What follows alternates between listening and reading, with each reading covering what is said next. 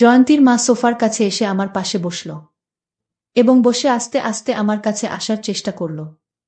আমাকে এমনভাবে আবদ্ধ করার চেষ্টা করছে যাতে আমি কোনোভাবেই নড়তে পারছিলাম না। তারপর আমি বললাম, আন্টি, আপনি আমার সাথে এমন করছেন কেন? সত্যি করে বলেন তো, আপনি আমার কাছে কি চান? জয়ন্তীর মা তখন চুপ করে রইল আর আমার সাথে খুব বাজে আচরণ করার প্রয়াস দেখালো। আমি তখন জয়ন্তীর মাকে অনেক অনুরোধ করলাম যে, আন্টি, এইসব কাজ করা ভালো না, অনেক পাপ হবে। তারপর আন্টি আমাকে বলল, বাবা রমেশ, তোর আঙ্কেল একজন মেরিন ইঞ্জিনিয়ার। সে 6 মাস পর পর বাড়ি আসে। আর আমি তো একজন মানুষ, আমারও তো অনেক কিছু মন চায়। আমার মনের ভিতর অনেক কষ্ট রমেশ, আমি যে আর পারছি না। বাবা রমেশ, তুই আমাকে একটু শান্তি কর, আমার ধৈর্যের বাঁধ ভেঙে যাচ্ছে। আমি বললাম, না আন্টি, এটা করা উচিত হবে না। তারপরও আন্টি আমাকে জোর করে যা করল তা শুনলে বন্ধুরা, তোমাদের মাথা গরম হয়ে যাবে। তাহলে চলুন বন্ধুরা, গল্পটি শুরু করি। গল্পটি শুরু করার আগে বন্ধুরা, তোমাদের নিকট আমার বিশেষ অনুরোধ, দয়া করে তোমরা আমার চ্যানেলটি সাবস্ক্রাইব করে আমাকে সাপোর্ট করবা। হেলা বন্ধুরা, আমি রমেশ, আমার বয়স 30। তবে আমি আজকে তোমাদের মধ্যে যে গল্পটা বলবো, তখন আমার বয়স ছিল 18। সবে মাত্র ইন্টারমিডিয়েট পরীক্ষা দিয়েছি। পরীক্ষা দেওয়ার পর কি করব বুঝতে পারছিলাম না।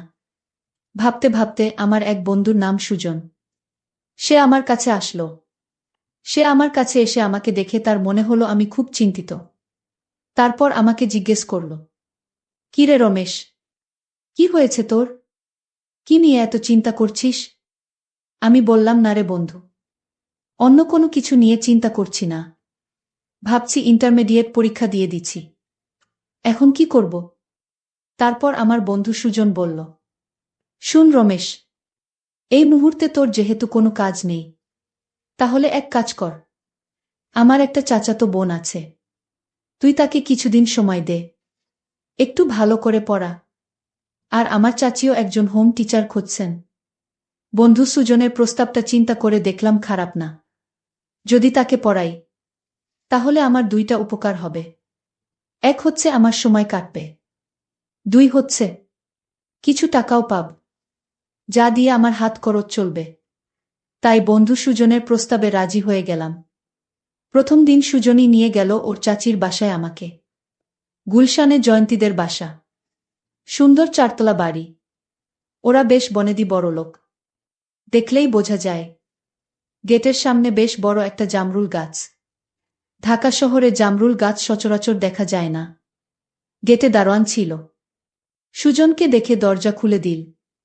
তারপর নিজেই এগিয়ে গিয়ে একতলায় কলিং বেলে টিপ দিল। ছোট্ট একটা কাজের মেয়ে দরজা খুলে দিল। আমরা ভিতরে গিয়ে বসলাম। সুন্দর করে সাজানো ড্রয়িং রুম। যে গুছিয়েছে বোঝাই যায় তার রুচি সত্যিই সুন্দর। দেশ বিদেশের নানারকম ভাস্কর্য, শোপিস আর পেন্টিং, অনেকগুলো প্লেনের মডেল। আমরা বসার একটু পরেই জয়ন্তী হাজির। সুজকে দেখে জয়ন্তী বলল, ভাইয়া কেমন আছো? এতদিন পরে আসলা? সুজন ঘাড় নেড়ে বলল, ভালো আছি। তুই কেমন আসোস? এই দেখ, তোর নতুন স্যার নিয়ে এসেছি। অনেক রাগী, তোকে একদম সোজা করে দেবে। জয়ন্তী বলল, ইনি বুঝি আমার নতুন টিচার? বলেই সে হি হি হি হাসি মারল। আমি বেশ ভ্যাবাচ্যাকা খেয়ে গেলাম। এ কি বিপদ রে বাবা, এটা হাসির কি হলো? একটু পরেই একজন মহিলা ঘরে ঢুকল। মহিলা ঘরে ঢুকতেই মনে হলো ঘরের আলো যেন বেড়ে গেছে। প্রচণ্ড সুন্দরী এক মহিলা, কথাবার্তা যেমন সুন্দর, তেমনি স্মার্ট। একদম অন্যরকম ভাবে কথা বলে। কি মিষ্টি কণ্ঠস্বর। আমাকে পরিচয় করিয়ে দিল সুজন। ওর বন্ধু দেখে আমাকে মহিলা অনেক প্রশ্ন করলেন। কোথায় পড়ি? কি করি? বাবা কি করেন? একদম ফুল প্রোফাইল আর কি। আমিও বেশ সুন্দর গুছিয়ে উত্তর দিলাম। উনি বেশিরভাগ সময় ইংলিশ মেশানো বাংলায় কথা বলছিলেন। বোঝা যায় হাইলি এডুকেটেড। তবে তখনও আমি একটা জিনিস জানতাম না, যেটা পরে জেনেছি। সবকিছু ঠিকঠাক হয়ে গেল। আমি সপ্তাহে 4 দিন পড়াবো। ফ্রাইডে অফ, আর দিনগুলো ফ্লেক্সিবল। যেদিন খুশি আসতে পারি। তবে সন্ধ্যা ৭টার পরে আসলে ভালো হয়। জয়ন্তী খুব ফাঁকিবাজ। তবে অনেক ব্রিলিয়ান্ট। পড়ানো শুরু করার পরেই বুঝতে পারলাম জয়ন্তীর টিউটার এত ঘন ঘন চেঞ্জ হয় কেন। মেয়েটা একের পরে এক প্রশ্ন করতেই থাকে। তবে আমিও বেশ ধৈর্য ধরে প্রশ্নের উত্তর দেই। বকাঝকা করি না। ও গল্প করতে চাইলে গল্প করি। ১ ঘন্টা করে পড়ানোর কথা। বেশিরভাগ সময়ই পড়া শেষ করতে করতে ৯:৩০ বেজে যায়। রাত বেশি হয়ে গেলে জয়ন্তীর আম্মু না খেয়ে যেতে দেন না। যেহেতু উনি সুজনের খালা, তাই আমারও আন্টি ডাকা উচিত। কিন্তু এত ইয়াং যে উনাকে আন্টি ডাকতে লজ্জাবোধ করছে। উনাকে দেখলে কেউ বলবে না যে উনার এত বড় একটা মেয়ে আছে। মেরে কেটে উনার বয়স ২৪ পার করানো যাবে না। কিন্তু যেহেতু উনার এত বড় একটা মেয়ে আছে, মনে হচ্ছে উনার বয়স ৩৩ কি ৩৪ হবে। আমি উনাকে কোনো রকম সম্বোধন না করেই কথা বলার চেষ্টা করলাম। এতদিন ধরে জয়ন্তীকে পড়াচ্ছি। এখনো ওর বাবাকে দেখলাম না। একদিন ফস করে জিজ্ঞেসই করে বসলাম, জয়ন্তী, তোমার আব্বুকে তো একদিনও দেখলাম না। উনি বুঝি অনেক রাতে বাসায় ফেরেন? জয়ন্তী সাথে সাথে বই বন্ধ করে বলে, না স্যার, আব্বু তো মেরিন ইঞ্জিনিয়ার। উনাকে ম্যাক্সিমাম সময় জাহাজে থাকতে হয়। তবে আব্বু ছুটি পেলেই চলে আসে। ৩-৪ মাস পর পর আসেন। মাস খানেক থাকেন, আবার চলে যান। এবার ৪ মাস পার হয়ে গেল। তাও আব্বু আসছে না। বলেছে জাহাজ নিয়ে ডেনমার্কে আছে। ওখানে কি একটা ঝামেলা হয়েছে। আসতে আরও মাস ২-১ দেরি হয়ে যাবে গু। এখন বুঝতে পারলাম জয়ন্তীর আম্মু সবসময় এত উদাস থাকে কেন। জীবনের বেশিরভাগ সময়টাই মহিলার হয়তো এভাবে একা একা কাটাতে হয়। এরপর থেকে কেন যেন আমিও উনাকে একটু সঙ্গ দেওয়ার চেষ্টা করতাম। কখনো ৭টার আগে গিয়ে হাজির হয়ে যেতাম। উনি হয়তো তখন টিভি দেখতেন বা ড্রয়িং রুম গোছাতেন। বেশিরভাগ কাজই উনি নিজের হাতে করতেন। জয়ন্তীর আম্মুর নাম ছিল তাসনোবা ফারিন। গল্প করতে করতে উনি অনেক কথাই বলতেন। উনার ছোটবেলার কথা। উনার এক ভাই পাইলট। উনারা এক ভাই এক বোন। তাহলে সুজনের মা উনার কে হন? আমি আর জিজ্ঞেস করিনি। কথা প্রসঙ্গে উনাকে একদিন জিজ্ঞেস করে ফেললাম, আপনার বাংলাটা খুব অদ্ভুত। আমি এরকম বাংলা আগে শুনিনি। উনি হেসে বললেন, আমি কি খুব খারাপ বাংলা বলি? আমি বললাম, না না, তা হবে কেন? আপনার বাংলা খুব সুন্দর। আপনার ভয়েস অনেক মিষ্টি। কিন্তু আপনার টানটা যেন কেমন অন্যরকম। উনি হেসে বললেন, কেন, সুজনের মা বুঝি খুব ভালো বাংলা বলেন? আমি বললাম, হ্যাঁ, আন্টি তো বেশ ভালো বাংলা বলেন। উনি বললেন, হবে হয়তো, ওর তো অনেক আগে বিয়ে হয়ে গেছে। তাছাড়া ওরা তো মঞ্জিলে থাকত না। কি কথা শুনে কেমন যেন খটকা লাগল। মঞ্জিল মানে? আমি আর ঘাটালাম না। পরে সুজনকে ধরলাম। এই শালা, বলতো ঘটনাটা কি? প্রথমে তো ও বলতেই চায় নাই। পরে একটু একটু করে বলল, আসলে ওরা হচ্ছে নবাবদের একটা ব্রাঞ্চ। শুনে তো আমি আঁতকে উঠলাম। বলে কি শালা? ওর নানা নাকি ২ বিয়ে করেছিল। বড় ঘরে ছিল জয়ন্তীর মা, আর ছোট ঘরে ছিল সুজনের মা। সুজনের মা আবার ওর মায়ের বড় সন্তান। ফ্যামিলিতে প্রবলেমের কারণে ওরা বড় হয়েছে মঞ্জিলের বাইরে। আর বাকিরা মোটামুটি জয়েন্ট ফ্যামিলির মতো বড় হয়েছে একসাথে। পরে অবশ্য সব ঠিকঠাক হয়ে যায়। ওদের মেইন ল্যাঙ্গুয়েজ নাকি উর্দু ছিল। সুজনের নানা নাকি এখনো উর্দুতে কথা বলে। ভালো বাংলা বলতে পারে না। এসব শুনে তো আমার চক্ষু চড়ক গাছ। বলে কি? যাই হোক, সেদিন থেকে আমি জয়ন্তীর মায়ের সাথে আরও বেশি সময় কাটাতে লাগলাম। জয়ন্তী বেশিরভাগ সময়ই আত্মীয়দের বাসায় ঘুরতে চলে যেত। কাজেই আমাকে অনেকক্ষণ বসে থাকতে হতো। সেই সময়টা জয়ন্তীর মা অনেক কথা বলতো আমাকে, ঠিক যেন এক বন্ধুর মতো। উনার ১৬ বছর বয়সে বিয়ে হয়ে যায়। ১৭ বছর বয়সে বাচ্চা। উনি দুঃখ করে বলেন, ওনার অনেক স্বপ্ন ছিল, অনেক লেখাপড়া করার ইচ্ছা ছিল। সেগুলা কিছুই হয়নি। উনার হাজব্যান্ড বেশিরভাগ সময় শিপে থাকে। উনাদের মধ্যে একটা দূরত্ব হয়ে গেছে। আমিও যেন বয়সের তুলনায় অনেক বেশি বুঝতে শিখে গিয়েছিলাম। আসলে এত কম বয়সে এত বেশি নারী সঙ্গ পেয়েছি, যে কারণেই নারীদেরকে অনেক বেশি বুঝতে শিখে গিয়েছিলাম। মেয়েরা সবসময় একজন ভালো শ্রোতা খোঁজে, যাকে সব বলতে পারে। আর আমি বাজি রেখে বলতে পারি, আমি একজন খুব ভালো শ্রোতা। তখন ব্রিটিশ কাউন্সিলে একটা কোর্স করছি, কাজেই ইংলিশটাও প্র্যাকটিস করা প্রয়োজন। জয়ন্তীর মা মাঝে মাঝেই ইংলিশে প্রশ্ন করে বসে, আমিও টাফট অ্যান্সার করে দিই। আমরা দুজনেই একজন আরেকজনের বন্ধুর মতো হয়ে গেলাম। খুব পছন্দ করতাম। আমার মনে তখনও পাপ ঢোকেনি। কিন্তু হঠাৎ একদিন একটা ছোটখাট ইনসিডেন্ট হয়ে গেল। বিকালে আমরা বন্ধুরা মিলে রেগুলার ক্রিকেট খেলতাম। সেদিন ক্রিকেট খেলে ঘেমে ঘুমে এসে আন্ডারওয়্যার মোজা খুলে অনেকক্ষণ ধরে শাওয়ার নিলাম। এখন জয়ন্তীকে পড়াতে যাব। নতুন আন্ডারওয়্যার খুঁজে দেখি সবগুলো ধুয়ে দেওয়া, এখনো শুকায়নি। কি আর করা, একটা ট্রাউজার আর চপ্পল পরে বেরিয়ে পড়লাম। দরজায় কলিং বেল দিতেই জয়ন্তীর মা দরজা খুলে দিল। যথারীতি কিছুক্ষণ ড্রয়িং রুমে বসে গল্প করছি। গল্পের এক ফাঁকে দেখি জয়ন্তীর মা আমার ট্রাউজারের দিকে চেয়ে আছে। উনার দৃষ্টি অনুসরণ করে দেখি আমি কোনো এক অজানা কারণে একটু স্ফীত হয়ে আছি এবং জয়ন্তীর মা আমার ট্রাউজারটা খুব ভালো করে দেখছে। আমি বেশ অস্বস্তি বোধ করলাম, কিন্তু ব্যাপারটা পাত্তা দিলাম না। জয়ন্তীকে পড়াতে গেলাম।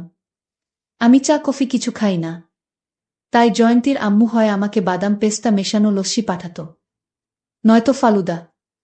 জয়ন্তীর মায়ের হাতের ফালুদা, ওহ অপূর্ব স্বাদ। জয়ন্তী পড়তে পড়তে হঠাৎ বলে, স্যার আমি আসছি, বলেই দৌড়। আমি বুঝলাম টয়লেটে যাচ্ছে। আমি বসে বসে পাতা উল্টাচ্ছি। এমন সময় জয়ন্তীর মা ছোট একটা ট্রে নিয়ে হাজির। তোমার ছাত্রী কই গেল? আমি বললাম, আসছি বলে দৌড় দিল। মনে হয় টয়লেটে গেছে।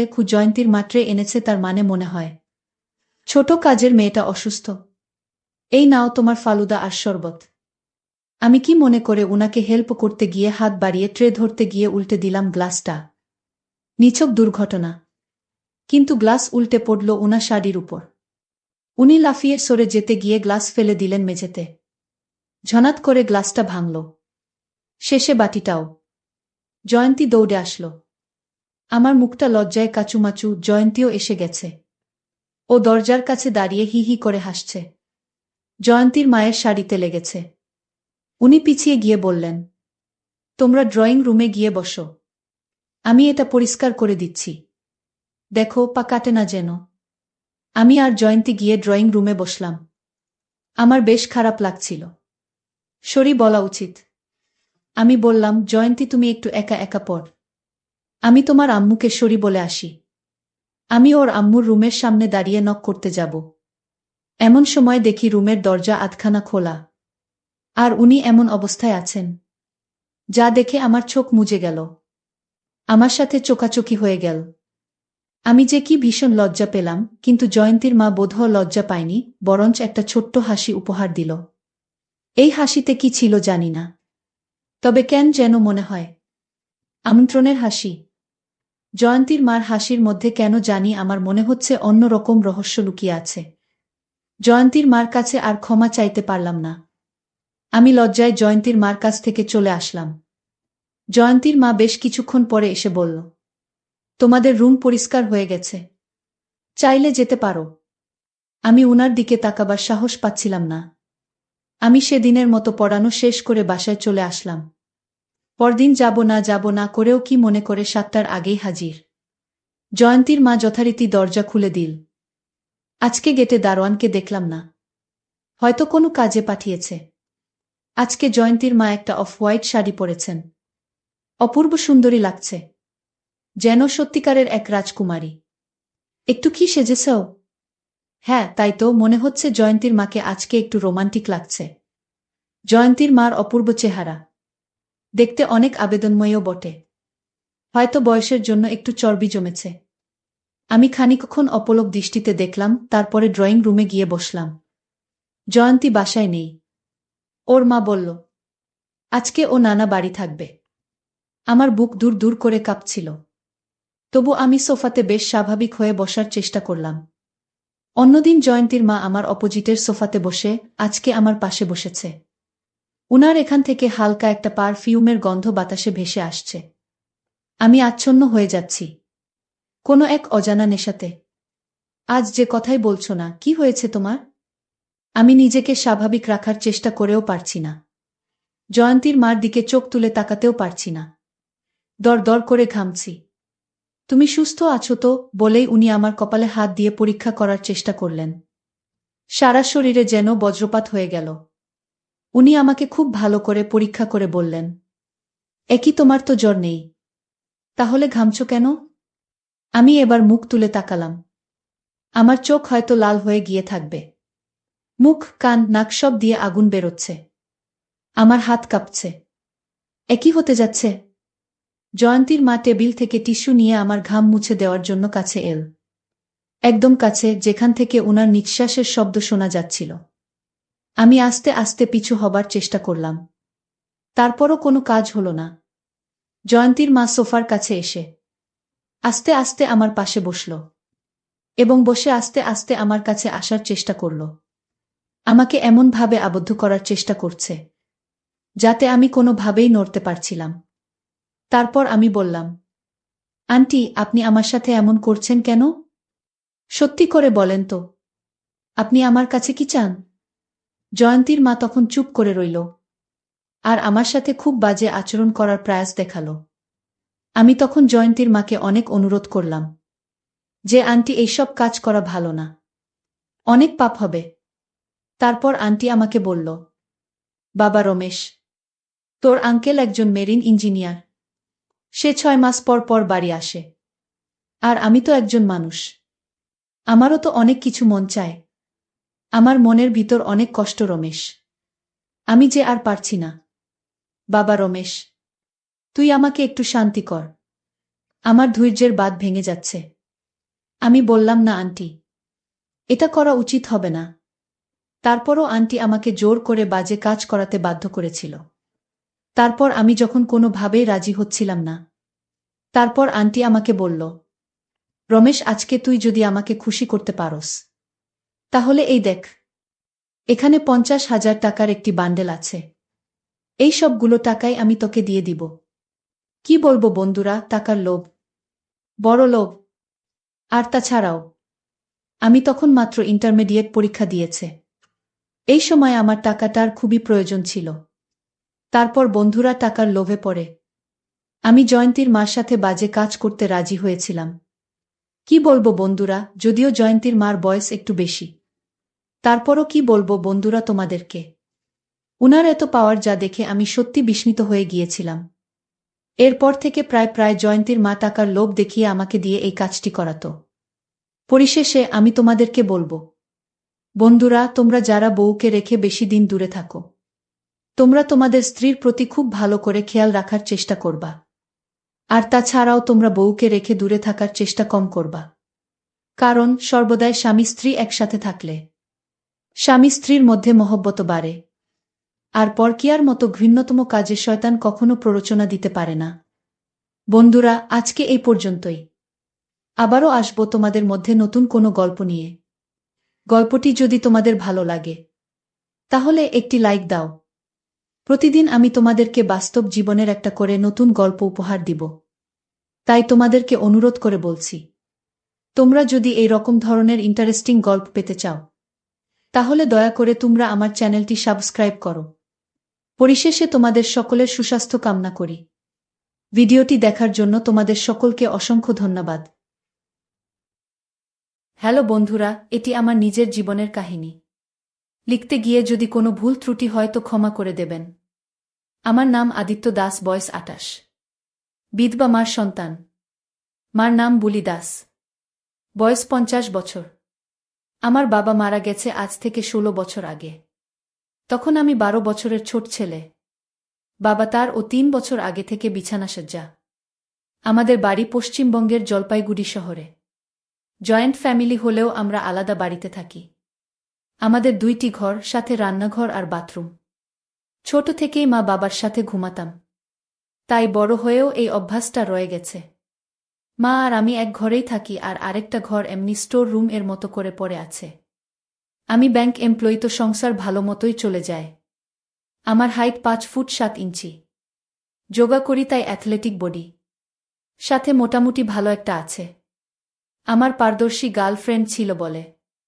কিন্তু হঠাৎ একটা অ্যাক্সিডেন্ট ও মারা যায়। তারপর ডিপ্রেশন এর দিকে চলে যাই। তখন মা তার ভালোবাসা ও যত্ন দিয়ে আমাকে স্বাভাবিক জীবনে ফিরিয়ে নিয়ে আসে। আমার মায়ের সম্পর্কে একটু বলি। মায়ের হাইট খুব একটা লম্বা না, 5 ফুট লম্বা। ওয়েট মোটামুটি 55 কেজি। মোটামুটি ঠিকঠাক, গায়ের রং খুব ফর্সা। পেটে সিজারের কাটা দাগ আছে। আমি হবার পর কিছু কমপ্লিকেশন দেখা দেয়া। তাই বাবা মা আর দ্বিতীয় সন্তানের প্ল্যান করে না। ও সেই হিসেবে বাচ্চা না নেবার জন্য অপারেশন করিয়ে নেয়। বাবা চলে যাবার পর থেকে মা খুব চুপচাপ থাকতে শুরু করে। কিন্তু ধীরে ধীরে সব কিছু মানিয়ে নেই। ও আমার মুখ দেখে বেঁচে থাকে। ডিপ্রেশন থেকে বেরিয়ে আসার পর খুব নেট করে টাইম পাস করার চেষ্টা করি। আর নেট করতে করতে গল্পর দিকে ধীরে ধীরে ঝুঁকতে থাকি। মা ছেলে গল্প পড়ে প্রথম প্রথম খুব গিল্টি ফিলিং হয়। তারপর আস্তে আস্তে সেটা অভ্যাস পরিণত হয়। মাকে যে আমি খুব ভালোবাসি ও শ্রদ্ধা করি, সেটা ধীরে ধীরে অভ্যাসেতে পরিণত হয়। আমি মার কথা ভেবে লুকিয়ে লুকিয়ে ভাবতে থাকি। এই চিন্তা আমার রাতের ঘুম চলে যায়। মায়ের সাথে এক বিছানাতে ঘুমাই। তাই শুয়ে শুয়ে নিজের ডলতে থাকি প্যান্টের উপর দিয়ে। আর ভাবতে থাকি মা আমাকে কত ভালোবাসে, আমার জন্য কত কিছু করে। কিন্তু আমি মার জন্য কিছু করতে পারিনি। বাবা বেঁচে থাকতেও ব্যবসার কাজ বাইরে বাইরে থাকত। তাই মার থেকে খুব বঞ্চিত। 19 বছর ধরে অভুক্ত মা। তার ও সুখের পুরো অধিকার আছে। এদিকে আমিও নিজে লাস্ট 2 বছর থেকে বঞ্চিত। আমার ও শরীর চাইছে। তাই আমি ডিসিশন নিয়ে ফেলি মাকে আমি সব দিক দিয়ে সুখী করব। মাকে শ্রদ্ধা, ভালোবাসা, যত্নর সাথে সুখ দিয়ে তার সমস্ত কষ্ট যতটা পারি দূর করব। আর তাকে আমি কতটা ভালোবাসি সেটাও বোঝাবো। ও অবশ্যই নিজেও জ্বালা মেটাবো। কিন্তু কিভাবে কি করব বুঝতে পারি না। আবার এটাও ভাবি যদি আমার নিজের মতন করে মাকে ভালোবাসার ব্যাপারটা মা যদি মেনে না নিতে পারে আর উল্টে কষ্ট পায়, তাহলে হিত বিপরীত হয়ে যাবে। লো ব্লাড প্রেসার আছে, সাথে সামান্য থাইরয়েড। তাই নিজের মনের সাথে লড়াই করতে থাকি। মা এমনিতে খুব শান্তশিষ্ট মহিলা, কখনো ঝগড়াঝাঁটি করে না। আমি মার সাথে সব গল্প করি। শুধু নিজের মনের সুপ্ত অবৈধ বাসনার গল্প ছাড়া বই পড়ি। গল্পে নিজের মাকে ভেবে আপ ডাউন করে ফেলি। এভাবেই দিন কাটতে থাকে। এরপর মা কিছুদিন অসুস্থ হয়। তো মার যত্ন করি যাতে মার আরও কাছাকাছি আসতে পারি।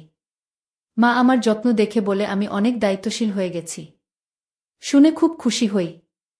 মা এমনিতেই আমার সামনে কাপড় চেঞ্জ করত, তবে পরার থাকলে অন্য ঘরে গিয়ে চেঞ্জ করত, সেটা আমি দেখেছি। মার সাথে আন্ডারগার্মেন্টস কিনতে পর্যন্ত গেছি। মা অসুস্থ ছিল যখন তখন মাকে খাইয়ে দিতাম। ধরে ধরে বাথরুম নিয়ে যেতাম। বিভিন্ন কায়দায় তাকে টাচ করতাম। তবে কখনো টাচ করতাম না। ভুল করে 1-2 বার টাচ হয়ে গেছিল। সাথে সাথে সরি বলে ফেলেছিলাম। মাও কিছু মনে করেনি। মাকে সুখ না দিতে পারাতে ভিতরে ভিতরে খুব কষ্ট পাচ্ছিলাম ও খুব অন্যমনস্ক হয়ে পড়ছিলাম। ভুল ভাল জায়গায় বইগুলো রেখে দিতাম। হঠাৎ করে একদিন আমার ওয়ার্ডের না রেখে ল্যাপটপের নিচে রেখে অফিস চলে গিয়েছিলাম। অফিস গিয়ে মনে পড়ে বইয়ের কথা। তখন খুব ভয়ে থাকি যে যদি মার হাতে বইটা পড়ে যায় তো মা খুব কষ্ট পাবে, সাথে রেগেও যাবে। এভাবেই দিন কাটে। সন্ধে বেলা বাড়ি ফিরে দেখি বইটা সেখানে নেই। তখন বুঝতে পারি সেটা মায়ের হাত পড়েছে। আমি খুব ভয় পেয়ে যাই। অথচ মাকে দেখে বুঝতে পারি না মা রেগে আছে না কষ্ট পেয়েছে। বাড়িতে মা বেশিরভাগ সময় পড়ে থাকে। সেদিনও তাই পড়েছিল।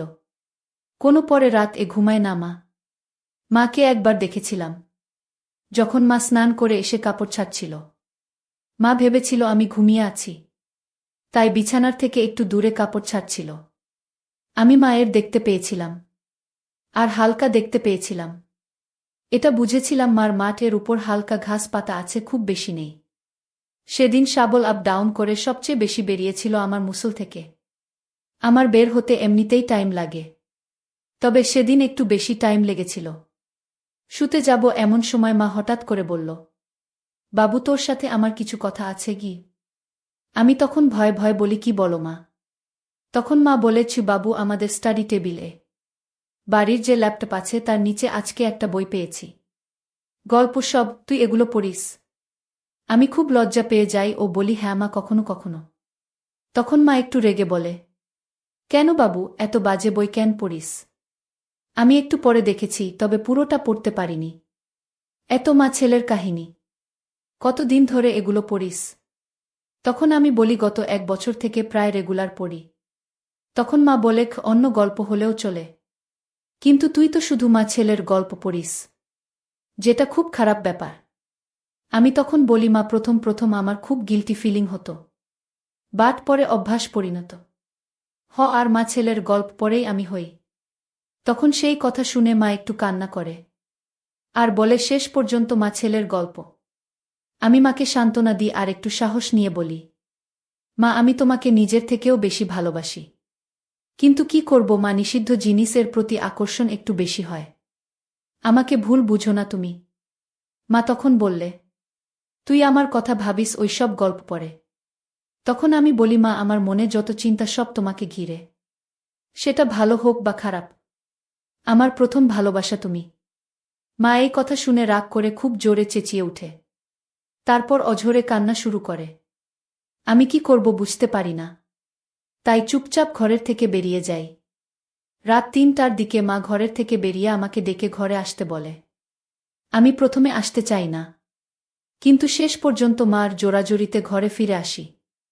মা ঘরে এসে আমাকে সরি বলে আর বলে, বাবু এই বয়সে ছেলেরা একটু বেশি হয়, সেটা নর্মাল ব্যাপার, কিন্তু মাকে ভেবে এই সব বই পড়া বড় এবনর্মাল ব্যাপার। তারপর আমি মাকে রিটার্ন এসরি বলি আর বলি, মা আমি চেষ্টা করব এই নেশাটা আস্তে আস্তে দূর করতে। চেষ্টা যে আমি করব সেটা আমি প্রমিস করলাম। তারপর চুপচাপ শুয়ে পড়ি, তবে মনে মনে এটা ডিসিশন নিয়ে ফেলি, তবে কোনো জোর জবরদস্তি করে ট্যাবলেট খাইয়ে বা ঘুমের ওষুধ খাইয়ে না। আমি মাকে মার নিজের ইচ্ছাতে, কারণ আমি মধ্যে দিয়ে আমি আমার বিধবা মাকে এটা জানান দিতে চাই যে আমি তাকে কতটা ভালোবাসি, আর তার সম্পূর্ণ দায়িত্ব নেবার উপযুক্ত আমি হয়েছি। যেমন ভাবা তেমন কাজ। আমি মারের প্রতি আরও আকৃষ্ট হয়ে যেতে থাকি ও খুব সাবধানে তার দিকে নজর দিতে থাকি, যেন মা কিছু বুঝতে না পারে। কিন্তু মা তো মা-ই, তাই কিছুটা হলেও বুঝতে পারে আমি তাকে খারাপ নজরে দেখছি। তাই মা আর আমার সামনে চেঞ্জ করে না। খেয়াল করলাম আমাদের দুজনের মাঝে কল বালিশ রেখে দেয়া, কারণ আমি দেখেছি মা সকালে স্নান করে মেলে দিয়েছে দড়িতে। আমিও হাল ছাড়ি না। শিলাজিৎ খাওয়া শুরু করি, সাথে আরও অন্যান্য এক্সারসাইজ করি ও নানান রকম রিসার্চ করতে থাকি, এই আশায় যে যদি কোনো দিন সুযোগ আসে তো মাকে একেবারেই আমার জানিয়ে দেব। আমার মার চিন্তা থেকে অনেক বেশি, কারণ মা বাবা ছাড়া আর কারো সাথে কোনো দিনও করেনি। মার অভুক্ত আছে প্রায় 19 বছর। বাবার দেখেছিলাম কয়েকবার, আমার থেকে অনেক ছোট আর পাতলা, আর বাবা বেশিক্ষণ পারতও না।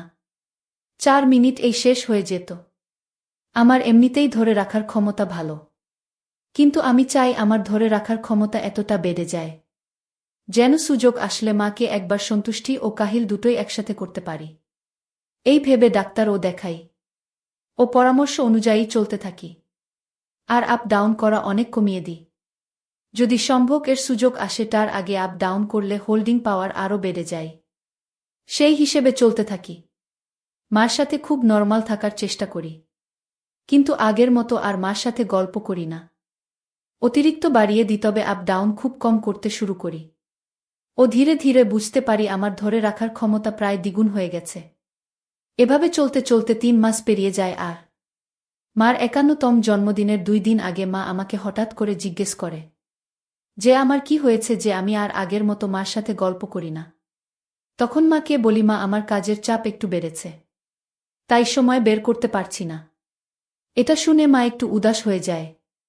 তারপর আমি আমার সেই চেষ্টাটাকে একটু এগিয়ে নিয়ে যাবার চিন্তা করি, কারণ মার চোখে আমার এই ইচ্ছাকৃত অবহেলাটাকে অনেক দুঃখী করে দিয়েছে। আমি মাকে তখন জিজ্ঞেস করি, মা এই বার্থডেতে তুমি কি গিফট নেবে? মা তখন কান্না শুরু করে আর বলে, বাবু তোর মুখ দেখেই বেঁচে আছি। বয়স আমার আস্তে আস্তে বাড়ছে। এই বুড়ো বয়সে আমাকে এভাবে অবহেলিত করে অসহায় করে দিস না প্লিজ। আমি আর পারছি না। ঘিমার চোখে জল দেখে আমার ও একটু খারাপ লাগলো। আমি তখন মুড ঠিক করার জন্য বললাম, মা, আমি তোমাকে কষ্ট দিতে চাই না, কিন্তু সেদিনের ঘটনার পর তুমিও একটু সাবধান হয়ে গেছ, তাই আমি নিজেকে গুটিয়ে ফেলেছি। আমি হয়তো অবৈধ চিন্তা করে ভুল করেছি, কিন্তু অবৈধ চিন্তার মধ্যে আমার তোমার প্রতি অগাধ শ্রদ্ধা আর ভালোবাসাকে তুমি বুঝলে না। এটাই আমাকে কষ্ট দিয়েছে। নিজের মাকে পৃথিবীর সব সুখ দিতে চাওয়াটা যদি নোংরা হয়, তাহলে আমি পৃথিবীর সবচেয়ে নোংরা মানুষ। আর শেষ কথা, তুমি আমার মা, আমার সবচেয়ে শ্রদ্ধা ও ভালোবাসার মানুষ ছিলে, আছো আর সারা জীবন থাকবে। আমার চোখে দেখলে তুমি এখনো আমার পৃথিবীর সবচেয়ে আকর্ষণীয় নারী। এই বলে মার কপালে একটা দীপ আদর করি আর বলি, এবার বলো কি গিফট নেবে তোমার ছেলের কাছে। মা একটু স্বাভাবিক হলো, তবুও একটু গম্ভীর হয়ে বলল, তুই যা আনবি। আমি খুশি হয়ে বাইরে থেকে মার প্রিয় পাপড়ি চাট এনে দুজন মিলে খেলাম। আমি হালকা সুযোগ দেখতে পাচ্ছি, তাই আরও বেশি করে এক্সারসাইজ করা শুরু করলাম। পরদিন মার জন্য একটা সোনার চেইন আর শাড়ি কিনে নিয়ে বাড়ি আসলাম এবং সেটাকে লুকিয়ে রাখলাম। রাতে যখন শুতে যাব, দেখলাম মা আগের মতো আর কল বালিশ দিয়ে রাখেনি। আমার একটু মাথা ধরেছিল, তাই মা বাম দিয়ে ভালো করে মেসেজ করে দিল। আর তারপর আমি আর মা দুজনে ঘুমিয়ে পড়লাম। রাতে যখন ঘুম ভেঙে মাকে দেখলাম, মার এত মোটা আর শক্ত হয়ে গেল যে আমার বাইরে বেরিয়ে আসতে চাইছে। আমি কোনো মতে নিজেকে করে নিয়ে বাথরুম এগিয়ে পেচ্ছাপ করে জল খেয়ে নিজেকে একটু কন্ট্রোল করলাম আগামী দিনের আশায়। সকালে আমি আগে উঠলাম, উঠে মার জন্য চা বানালাম আর ঘরে এসে মার কপাল একটা দিয়ে মাকে হ্যাপি বার্থডে বলে ঘুম থেকে তুললাম। মা আমাকে দিল। তারপর আমরা ঘুম থেকে উঠে একসাথে চা খেলাম। তারপর মা খাবার বানাতে চলে গেল আর আমি রেডি হতে গেলাম অফিসের জন্য। বাথরুম গিয়ে মার কথা ভেবে হয়ে গেলাম, কিন্তু তারপর রাতে একটা স্লিম চান্স আছে ভেবে আপ ডাউন করলাম না। আর ভাবলাম কাল শনিবার, তারপর রবিবার, আর সোমবার ন্যাশনাল হলিডে, অফিস বন্ধ। তো হাতে পুরো 3 দিন আর আজ রাত আছে। মাকে আমার করে তুলতে হবে, মার নিজের ইচ্ছাতে। আর প্ল্যান মতো নতুন রগর্গে বিধবা মা ও ছেলে গল্পর বই এর একটা নতুন গল্প। এর মধ্যে পেন ঢুকিয়ে মার ওষুধের ড্রয়ার এর মধ্যে রেখে দিলাম। তারপর ব্রেকফাস্ট করে মাকে ডেকে এক এক করে মার গিফটগুলো দিলাম। আর পিছন থেকে লুকিয়ে মার গলায় সোনার চেইনটা পরিয়ে দিলাম। মা খুব খুশি হলো। তারপর ব্যাগ থেকে শাড়ি, ব্লাউজ দেখে যেই মা লজ্জা পেয়ে গেল, বলল, এগুলো কেন এনেছিস? আর তুই জানলি কি করে? তখন আমি বললাম, তোমার আমি দেখেছি আগেই। একটু ভালো কোয়ালিটি। মা একটু গম্ভীর হয়ে বলল, এগুলোর দরকার ছিল না আগি। তখন আমি বললাম, তোমার বার্থডেতে সবই যখন আনছি, তো এগুলো বাদ যাবে কেন? আর এরপর থেকে তোমার যা লাগবে সব আমি এনে দিব। তোমার ছেলে এখন বড় হয়েছে, ছোটবেলায় তুমি আমার সব করেছ, এখন থেকে আমি তোমার সব করব। তুমি চিন্তা করো না, আর এই সামান্য বিষয় নিয়ে রাগ করে থেকো না। তোমার দুঃখ হলে আমারও খুব কষ্ট হয়। বলে মাকে কপালে আরেকটা করলাম ও পায়ে প্রণাম করে অফিস চলে গেলাম। অফিস গিয়ে কাজে মন নেই, খালি ভাবছি মা গল্পটা পড়বে তো, আমার ভালোবাসাটা বুঝবে তো। এই 3 দিন সফল না হলে আর খুব একটা চেষ্টা করব না। আর যদি দেখি বাড়ি গিয়ে প্ল্যান অনুযায়ী কিছুই হয়নি, আর প্ল্যান সফল হলে তো কোনো কোথায় নেই। 5টায় অফিস শেষ হলে সাথে সাথে মার জন্য কেক নিয়ে, সাথে বিরিয়ানি ও আইসক্রিম নিয়ে বাড়ি ফিরলাম। বাড়ি ফিরেই দেখি খুব গম্ভীর পরিবেশ। আমি বুঝলাম আমার প্ল্যান সফল হয়নি। তাই খুব হতাশ হয়ে বাথরুম স্নান করতে গেলাম আর ভাবলাম আজ রাতেই হাতের কাজ করে নেব। আমার বিধবা মা আমার কাম জড়ানো ভালোবাসা বুঝবেই না, আমাকে কষ্ট দিবে আর নিজেও হয়তো ছটফট করবে। আমি বেরিয়ে একটু বাইরে গেলাম ও মার জন্য একটা পারফিউম কিনে বাড়ি ফিরলাম। এসেই মাকে বললাম, মা কেক কেটে খাওয়া দাওয়া করেনি, আমি তারপর একটু ঘুমাবো, খুব ক্লান্ত। মা তাড়াতাড়ি করে স্টোর রুমে গেল আর একটু পর আমার দেয়া শাড়ি পরে এলো, কিন্তু মা খুব গম্ভীর। আমি মাকে থ্যাংক ইউ বললাম আমার গিফটগুলো পড়ার জন্য। এরপর মা ও আমি দুজন মিলে কেক কাটলাম, মন খারাপ নিয়ে হালকা সেলিব্রেশন করলাম। তারপর হঠাৎ মা বলল, হাত মুখ ধুয়ে তাড়াতাড়ি খেয়ে নি, তারপর আমার তোর সাথে কিছু ইম্পর্ট্যান্ট কথা আছে, আলোচনা হয়ে গেলে আমি ঘুমিয়ে পড়ব। আমি বললাম, ঠিক আছে মা। এরপর আমরা বিরিয়ানি খেলাম, আইসক্রিম খেলাম, খেতে খেতেই মাকে বললাম, একটু পারফিউমটা দেখো না, পছন্দ হয়েছে কিনা। তো মা বলল, পরে দেখব বলেই শাড়ি ছাড়তে ঘরে চলে গেল। আমি বললাম, থাক না শাড়িটা। তো মা বলল, দরকার নেই, বাসন ধুতে হবে, নোংরা হয়ে যাবে। মা খুব গম্ভীরভাবে কথাটা বলে ঘরে চলে গেল। আমি খুব হতাশ হয়ে গেলাম। তারপর মা বেরোলেই আমি স্নান করব বলে বাথরুম এ চলে গেলাম। বাথরুম গিয়ে রাগ এমার নাম করে হাত ব্যথা হয়ে গেল, তাও পড়ছে না। প্রায় ৩০ মিনিট পরে প্রচুর বেরোলো জেন ফায়ারা, পুরো কমোড মেঝেতে পড়ল।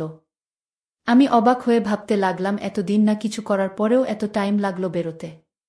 তাহলে মা যদি রাজি থাকত, মাকে আজ আপন করে নিয়ে পাগল করে দিতাম। কিন্তু কি আর করা যাবে, বেশি চেষ্টা করলে মা ছেলের সম্পর্কটা খারাপ হয়ে যাবে সারা জীবনের জন্য। আজ মিটিয়ে নেব সব।